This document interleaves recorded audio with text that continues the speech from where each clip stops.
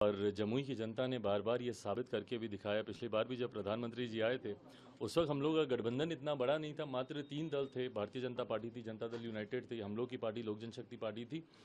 उसके बावजूद हम लोग 40 में से 39 सीटें बिहार ने उनको जीत कर दी, क्योंकि उस दिन भी शुरुआत जमुई से ही हुई थी।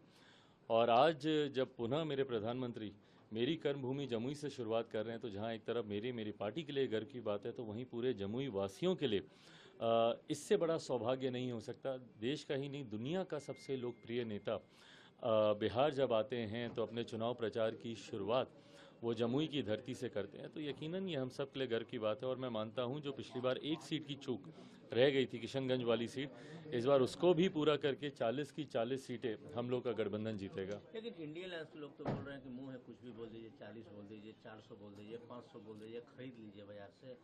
बिल्कुल सही बात है, ऐसे ही उनका भी मुंह है, बोलते रहे हैं और बोलते रहेंगे। 14 में भी बोले थे, 19 में भी बोले थे। बोलने से नहीं होता ना, आपको कार्य करना होता है, आपको धरातल पर उतरना होता है। आप मुझे बताइए, मेरे प्रधानमंत्री, अब लोग चुनाव प्रचार शुरू हुआ है तो अब एक्टिव होंगे, पर मेरे प्रधानमंत्री को आप देखिए, ज़्यादा दूर भी जाने की जरूरत नहीं है, पिछले 2 महीने का ही उनका कार्यक्रम आप उठा के देख लीजिए।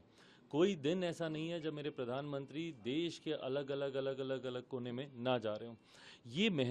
ये मेहनत जनता को विश्वास दिलाती है मोदी की गारंटी के प्रति।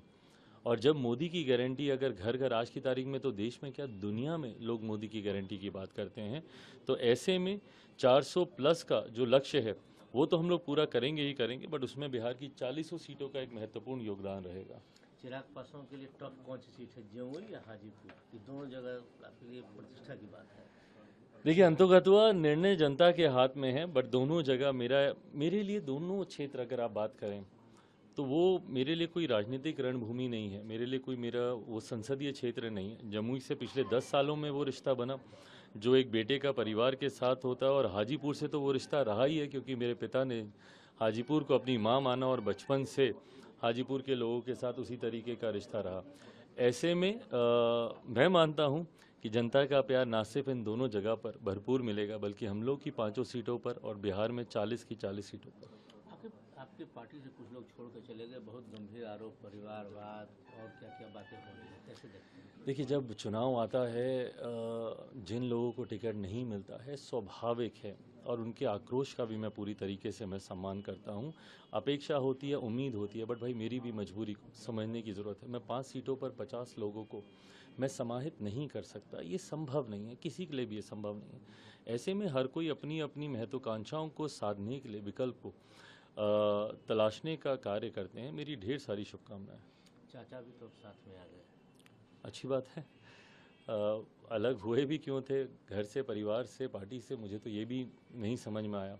मुझे तो ये भी नहीं समझ में आया कि अभी भी हाल फिलहाल में उन्होंने क्यों मंत्री पद से उन्होंने इस्तीफा दिया। उस दिन आक्रोश में आकर एनडीए ने धोखा दिया, बीजेपी ने धोखा दिया, ये सारी बातें कहने की ज़रूरत नहीं थी। उसके बाद आपने सारे दरवाजे खटखटाए, कहीं पर कहीं से आपको कुछ मिला नहीं, बट ठीक है, अच्छी बात है। अब अगर गठबंधन में वापस आए हैं तो गठबंधन को और मजबूती ही मिलेगी। मान के चला जाए दिल मिल गए। देखिए, ये बहुत बड़ा फैसला है, और मेरे लिए ये राजनीतिक ही नहीं, पारिवारिक विषय भी है। मैं जिस परिवार से आता हूँ, मेरे घर के बड़े ही ये सारे फैसले लेते हैं। ऐसे में मेरी माँ है, मेरी बहनें हैं, मेरी फूआ हैं, उनकी अपनी सगी बहन है, फूआ हैं, फूफा हैं, सब हैं। तो जब परिवार से जुड़ा हुआ विषय है तो ये फैसले मेरे परिवार के लोगों को लेने हैं। मेरी पार्टी से जुड़ा हुआ ये विषय है तो पार्टी की राष्ट्रीय कार्यकारिणी ये तमाम फैसलों पर अपनी अंतिम मुहर लगाएगी। बट हाँ, गठबंधन में है, उसमें हम लोग ज़रूर उनका स्वागत करते हैं।